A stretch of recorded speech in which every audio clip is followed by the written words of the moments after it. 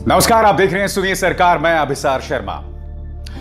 Corona से तो तुम बाद में मरोगे, उससे पहले तुम जाहिलियत और सांप्रदायिकता के वायरस से मर जाओगे। जी हां, कोरोना वायरस का तो इलाज होगा आगे, इससे तो हम कभी ना कभी जीत ही जाएंगे, मगर जाहिलियत का या सांप्रदायिकता के वायरस का क्या इलाज है?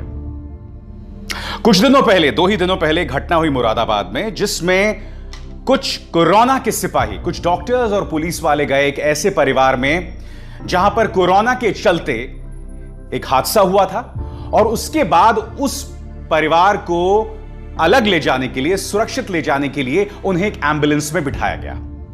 आसपास जो भीड़ मौजूद थी, इस मस्जिद के इलाके में आसपास जो भीड़ मौजूद थी, उन्होंने डॉक्टर्स और पुलिस वालों को पत्थर मारना शुरू कर दिया। नतीजा यह हुआ कि उसमें से एक डॉक्टर की हालत बहुत गंभीर हो गई है। अब मुझे बताइए ना, मुख्यमंत्री योगी आदित्यनाथ अगर ऐसे मामलों में एनएसए, नेशनल सिक्योरिटी एक्ट लगाने की वकालत करते हैं तो क्या गलत करते हैं? तुम्हें हक किसने दिया है हमारे डॉक्टर्स पर हमला करने के लिए? यह जाहिलियत की इंतहा नहीं तो क्या है? वो घटना याद है आपको, इंदौर की? डॉक्टर तृप्ति और डॉक्टर जकिया सईद जाते हैं इंदौर की उस गली में इस बात को लेकर जांच करने कि इस गली में, इस मोहल्ले में कुछ लोग हो सकते हैं जिन्हें, जो कोरोना वायरस से संक्रमित हैं। भीड़ उन्हें दौड़ा दौड़ा कर पीटती है। डॉक्टर जकिया और डॉक्टर तृप्ति किसी तरह से अपनी जान बचाकर वहां भागा जाते हैं और कुछ दिनों बाद इस खबर के मुताबिक उसी इलाके से कम 1 दर्जन केसेस कोरोना वायरस के संक्रमित पाए गए। फिर यह भागलपुर की घटना याद है आपको? शब-ए बारात की रात कुछ लोग पहुंच गए एक कब्रिस्तान में वहां फातिहा पढ़ने। पुलिस उनसे कह रही थी कि भाई इतनी बड़ी तादाद में आप जमा ना हो, फिजिकल डिस्टेंसिंग वक्त की जरूरत है, शारीरिक तौर पर दूरी बनाए रखना। मगर नहीं, वो नहीं माने। नतीजा क्या हुआ? वो पुलिस पर पत्थरबाजी करने लगते हैं। एक खबर के मुताबिक किसी ने गोलीबारी भी की, हालांकि उसकी पुष्टि नहीं हो पाई। मैं आपसे क्या बता रहा हूं, ये ढेरों मिसालें आपके सामने हैं कि देखिए, जाहिलियत का कोई इलाज नहीं है। कुछ लोग आसमानी किताब का हवाला देते हैं और इस तरह की घटनाओं को सही ठहराने की बात करते हैं। आज मैं आपसे एक सवाल पूछना चाहता हूं।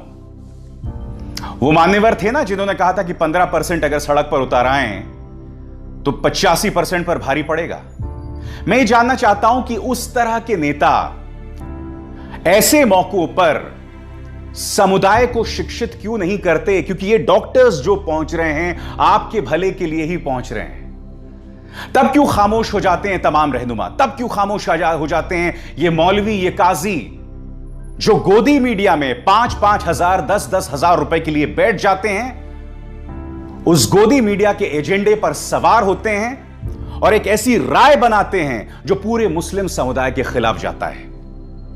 बताइए ना, तब ये मौलवी, तब ये काजी, तब ये नेता खामोश कैसे हो जाते हैं? तब ये शिक्षित क्यों नहीं करते उन गरीब मुसलमानों को या उन गरीब लोगों को जो अशिक्षा के चलते या जिन्हें भड़का दिया गया उसके चलते वो इस तरह की हरकतों को अंजाम देते हैं? ऐसे में अगर योगी आदित्यनाथ एनएसए लगाने की बात करें तो मुझे इस पर कोई आपत्ति नहीं है।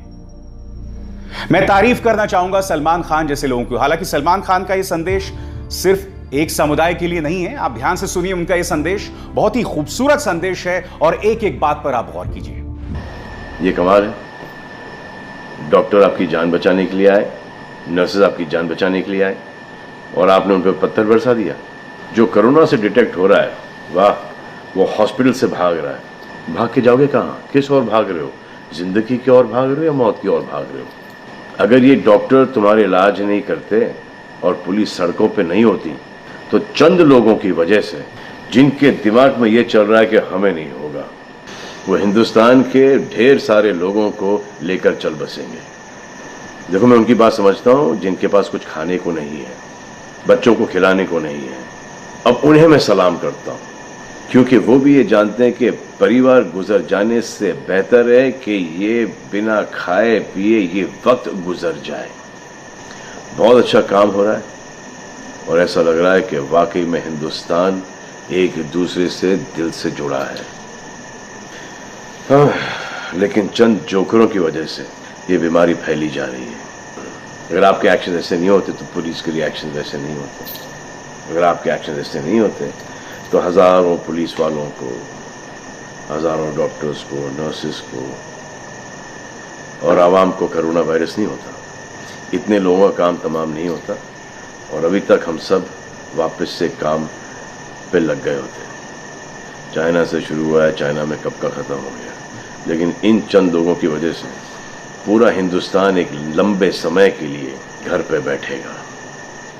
मान लिया बड़े ताकतवर हुआ, बड़े बहादुर हुआ, कितने बहादुर, इतने ताकतवर हुआ कि आप अपने परिवार वालों को कंधा दोगे, उनकी अर्थी उठाओगे।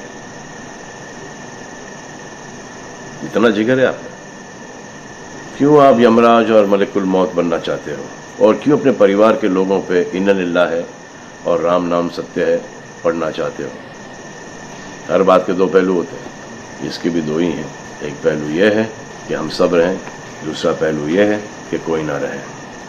आप डिसाइड करो और सब शुक्रिया अदा करो पुलिस फोर्स का, डॉक्टर्स का, नर्सेस का, जो लोग बैंक में काम करते हैं उनका रिस्पेक्ट करो, उनको जिनको हुआ है, और एहतियात रखो कि ये आगे ना फैले, और दुआ करो कि वो नौबत ना आए जहां पर आपको समझाने के लिए मिलिट्री बुलाई जाए।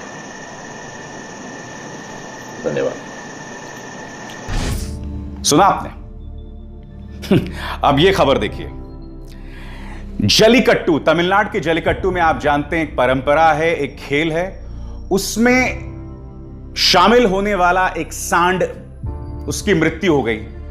यहां पर देखिए कितनी बड़ी तादाद में भीड़ जो है उमड़ आई है। कहां गई फिजिकल डिस्टेंसिंग? यही तो मैं कह रहा हूं।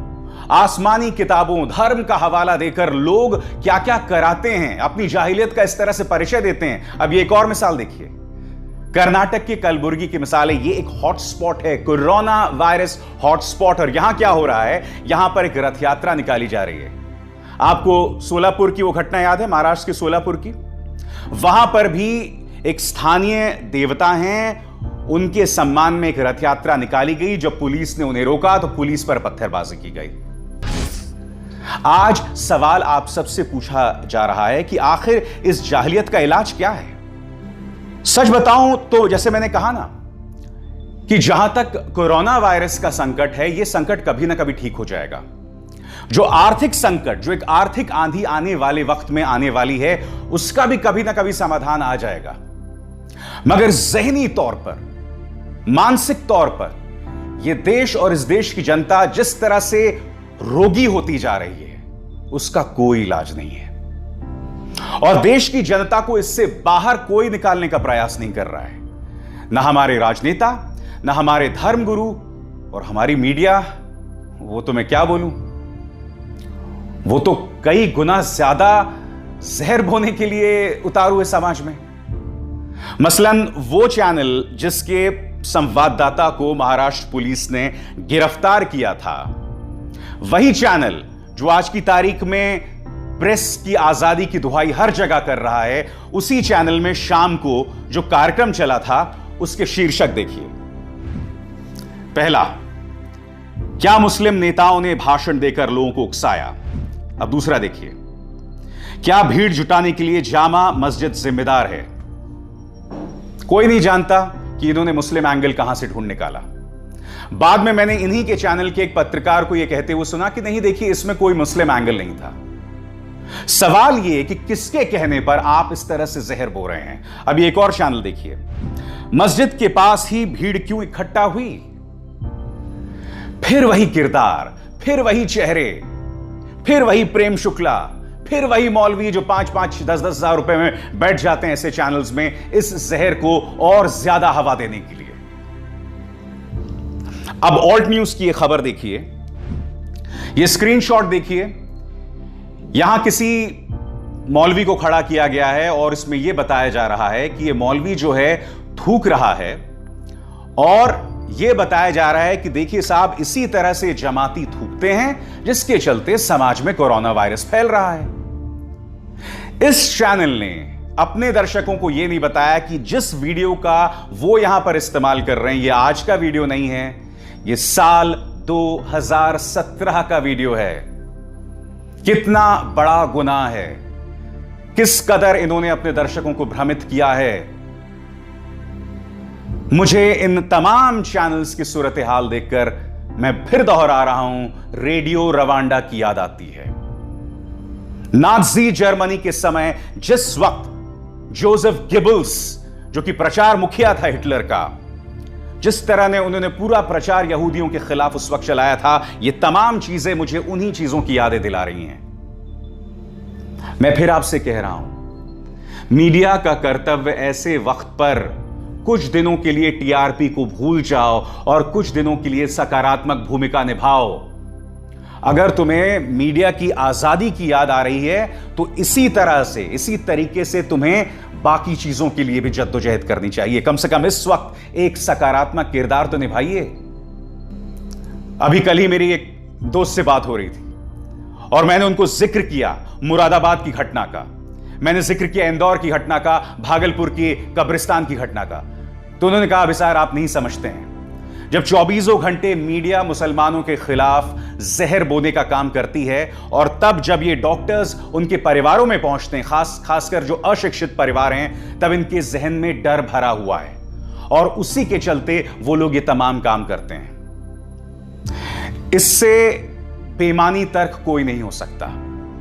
आप कहीं ना कहीं उसी जहरीले प्रोपेगेंडा में फंस रहे हैं। यही तो इम्तिहान है, यही तो टेस्ट है, यही तो आपका परीक्षण है। जब वो आपके खिलाफ जहर बो रहे हैं तो आपको एक ऐसे किरदार का परिचय देना पड़ेगा कि आप उस ट्रैप में नहीं फंसेंगे। और जाहिलियत की बात मत कीजिए। 80 के दशक में वो शाहबानो मामला हुआ था। मैं जानना चाहता हूं ना कि कितने शिक्षित लोगों ने शाहबानो का समर्थन किया था। उस वक्त तो कहीं ना कहीं इस्लाम खतरे में आ गया था। तो कृपया यह बात मत कीजिए कि आज की तारीख में मीडिया ऐसा कर रहा है इसलिए वो लोग ऐसे डरे हुए हैं। नहीं, ऐसा इसलिए हो रहा है, नंबर 1 अशिक्षा की वजह से। यकीनन मैं आपकी इस बात से इत्तेफाक रखता हूं कि मीडिया के जहरीले प्रोपेगेंडा का भी परिणाम है, मगर हकीकत यह भी है कि जो तमाम बड़े नेता हैं, मौलवी हैं, काजी हैं, धर्मगुरु हैं, ये लोग इन्हें शिक्षित नहीं कर रहे हैं, ये लोग इन्हें सही रास्ता नहीं दिखा रहे हैं। हकीकत यह है और इससे मत भागिए। मगर क्या ऐसे में हम सबको उम्मीद नहीं रखनी चाहिए? क्या इस अंधकारमय समय में उम्मीद की एक भी किरण नहीं है? नहीं है। जाते आते मैं आपको एक कहानी बताने जा रहा हूं जो कि एनडीटीवी में आई है। खबर यह है कि लॉकडाउन के कारण हापुड़ के पास गांव में फंसे हिंदू श्रमिकों के लिए एक बड़ा सहारा बने मुस्लिम भाई। खबर क्या कहती है मैं आपको पढ़ के सुनाना चाहता हूं। कोरोना वायरस की महामारी के कारण देश भर में जारी लॉकडाउन के बीच एक उम्मीद भरी खबर आई है। यूपी के हापुड़ जिले में एक मुस्लिम बहुल गांव के लोगों ने लॉकडाउन के बीच न केवल हिंदू श्रमिकों को रहने का ठिकाना दिया, बल्कि उनके खाने का इंतजाम भी इन मुस्लिमों द्वारा किया जा रहा है। दिल्ली से करीब 80 किलोमीटर दूर स्थित हापुड़ की आइसक्रीम फैक्ट्री को लॉकडाउन के कारण बंद करना पड़ा। ऐसे में इस फैक्ट्री में काम करने वाले 10 श्रमिकों के पास रोजी रोटी का कोई जरिया नहीं बचा। बिहार के पश्चिमी चंपारण जिले के इन मजदूरों ने पैदल अपने घर लौटने का फैसला किया। अभी ये हापुड़ कुछ किलोमीटर ही चले थे कि पुलिस ने इन्हें रोक दिया और लॉकडाउन का हवाला देते हुए लौटने को कहा। ऐसे हालात में इन लोगों को मुस्लिम बहुल गांव सरवानी में रुकने में मजबूर होना पड़ा। गांव के मुस्लिम इन श्रमिकों की मदद के लिए सामने आए। ये न केवल पिछले 3 हफ्ते से इन हिंदू श्रमिकों को रहने का ठिकाना उपलब्ध करा रहे हैं, बल्कि उनके लिए भोजन की व्यवस्था भी करा रहे हैं। जी हां, उम्मीद की एक किरण यह है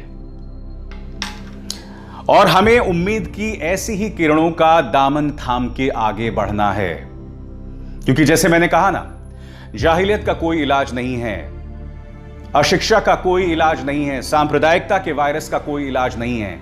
अगर इलाज है तो सिर्फ इस तरह की घटनाएं। और मैं ये उम्मीद करता हूं कि आने वाले दिनों में ऐसी और ऐसी कई घटनाएं जो हैं हम सबको राह दिखाएंगी दोस्तों। क्योंकि इससे पहले क्या हुआ था, जब 26/11 हुआ था, जब मुंबई में हमला हुआ था आतंकवादियों द्वारा, या जब भुज में अर्थक्वेक आया था, तब मानवीय बड़प्पन, इंसानी बड़प्पन की ढेरों मिसालें सामने उभर कर आई थी। मगर कोरोना वायरस के बाद जिस तरह से मीडिया ने समाज में जहर फैलाया सांप्रदायिकता का, उसके बाद भारतीय समाज का बदसूरत चेहरा सामने उभर कर आया है। इससे पहले शायद ही कभी ऐसी कोई त्रासदी या घटना हुई हो जिसमें समाज इतना कुरूप, इतना बदसूरत दिखाई दिया हो। और यह सब यकीनन मीडिया का प्रोपेगेंडा एक बहुत बड़ा किरदार निभा रहा है, मगर हमारे अंदर की असुरक्षाएं, हमारे अंदर की जो अशिक्षा है, उसने एक बहुत बड़ा किरदार निभाया है। मेरी इन बातों को याद रखिएगा। सुनिए सरकार में बस इतना ही। मेरी आप सबसे अपील कि इस कार्यक्रम को ज्यादा से ज्यादा लोगों तक पहुंचाएं, इसे लाइक करें, शेयर करें और